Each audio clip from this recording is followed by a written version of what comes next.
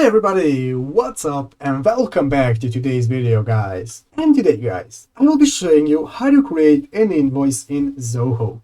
So yeah guys, make sure to watch this quick and easy video till the very end and follow my steps correctly, so you can make sure this works the same for you and that you can do this yourself.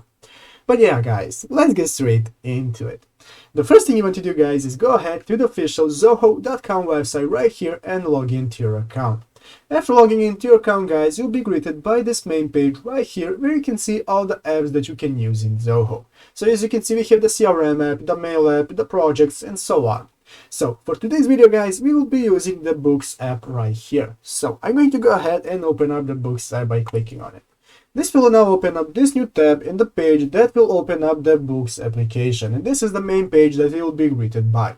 So as you can see here at the left side of the screen, we have multiple options that we can use for managing our Books application, such as seeing our items, banking, making sales, purchases, and so on. So to be able to make an invoice, what you have to do is go ahead and find this option right here called Sales and go ahead and open it.